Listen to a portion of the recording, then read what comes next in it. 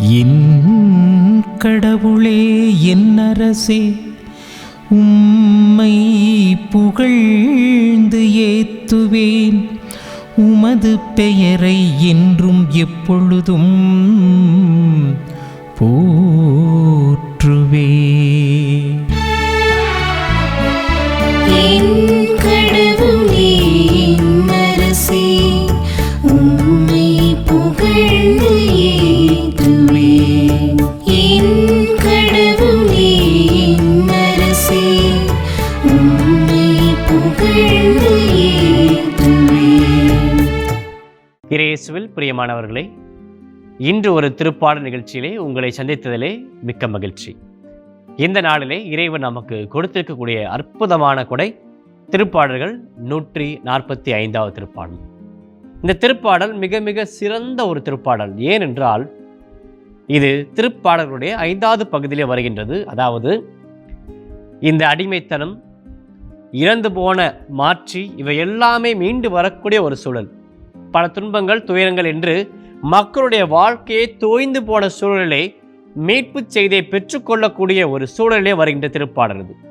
அதிலும் குறிப்பாக இந்த பாடலானது திருப்பாடலுடைய ஆசிரியரான தாவீதுக்குரிய பாடலாக நமக்கு அறிவுறுத்தப்படுகின்றது.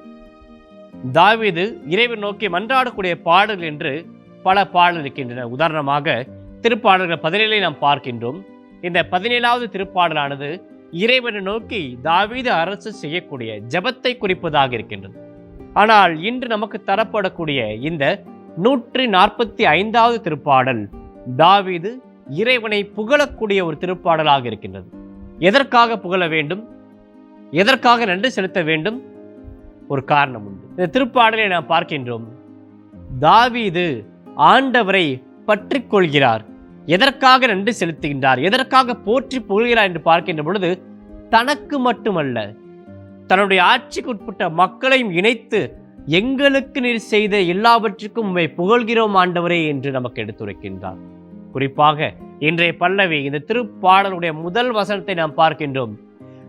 என் கடவுளே, என் அரசை, உம்மை புகழ்ந்தேத்துவேன், உம் பெயரை என்றும் எப்பொழுதும் போற்றுவேன் என்று எடுத்துரைக்கின்றார். இதில் நாம் பார்க்கக்கூடிய ஒரு மைய செய்தி, என் கடவுளே என்று அவர் கடவுளை தன்னுடைய தனிப்பட்ட உரிமையாக கொள்கின்றார் என்பதை பார்க்கின்றோம். இதுவரை அவர் நினைத்திருந்தால் அரசரை கடவுளே என்று சொல்லியிருக்கலாம். ஆனால் என் கடவுளே என்று சொல்லுகையில் நாம் பார்ப்பது இறைவனும் தாவீது மன்னனும் கொண்டிருக்கக்கூடிய அந்த ஒரு உன்னதமான உறவை குறிக்கின்றது. இது அந்த அரசனுக்கும் கடவுளுக்குமான உறவு மட்டும் அல்ல, மாறாக அந்த மக்களுக்கும் கடவுளுக்குமான உறவு என்பதை நாம் பார்க்கின்றோம். மேலும் நாம் பார்க்கின்றோம் இந்த கடவுள் எப்படிப்பட்டவர் என்பதை மென்மேலும் வசனங்கள் நமக்கு எடுத்துரைக்கின்றன. குறிப்பாக 2ஆம் வசனத்திலே பார்க்கின்றோம், நாள்தோறும் உம்மை போற்றி புகழ்வேன் என்று தாவீது அரசர் குறிப்பிடுகின்றார். இது எதனை குறிக்கிறது என்றால், ஒவ்வொரு நாளுமே நம்மை பாதுகாக்கக்கூடிய அந்த இறைவனை நான் ஒவ்வொரு நாளும் போற்றி புகழ்வேன். ஏனென்றால் ஒவ்வொரு நாளும் அவர் எனக்கு அருள்வரங்களை பெற்றுத் தருகின்றார். என்னுடைய துன்பம் துயரங்களிலிருந்து அவர் என்னை மீட்டு வருகிறார் என்பதை தாவீது அரசர் நமக்கு வெளிப்படுத்துகின்றார். அதிலே நாம் பார்க்கின்றோம் இந்த 5வது வசனத்திலே, உமது மாண்பின் மேன்மையும் மாற்றியையும் வியத்தகும் செயல்களையும் நான் சிந்திப்பேன் என்று வெளிப்படுத்துகின்றார்.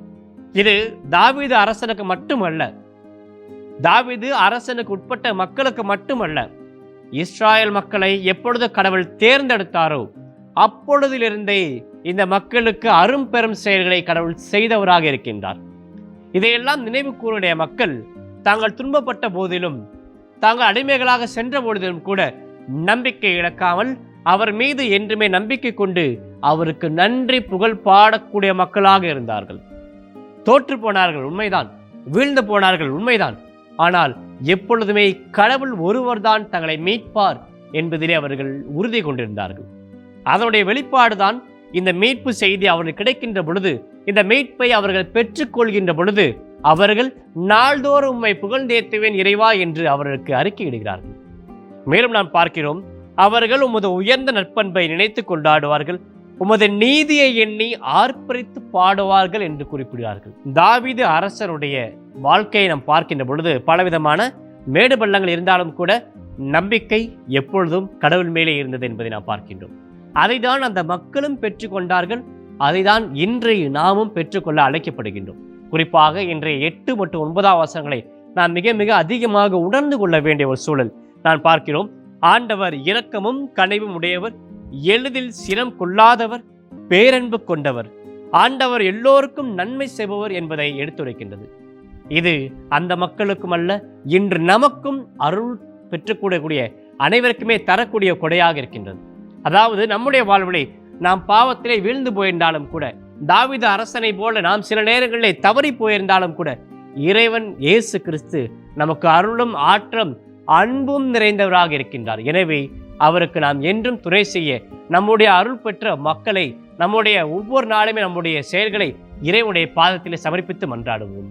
தாயும் தந்தையுமான இறைவா, இந்த நாளிலே நாங்கள் அனைவரும் உமது அன்பை சுவைப்பதற்கு எங்கள் அழைத்திருக்கிறேன். உமக்கு நன்றி கூறுகின்ற ஆண்டவரே, இந்த நாளிலே நாங்கள் பெற்றுக்கொண்ட உமது அன்பையும் அருளையும் என்றும் உமக்கு புகழ்ந்தேற்றக்கூடிய மக்களாக வாழ எங்களுக்கு அருள்தாரும். உம்மை ஒருவரே நாங்கள் அரசராக என்றும் கொண்டு உம்மீது கொண்டுள்ள பக்தியை இந்த உலகிற்கு வெளிக்காட்டக்கூடிய கருவியாக எங்களை மாற்ற வேண்டும் என்று எங்கள் ஆண்டவராகிய கிறிஸ்துவோடு யாமே மன்றாடுகின்றோம். ஆமீன்.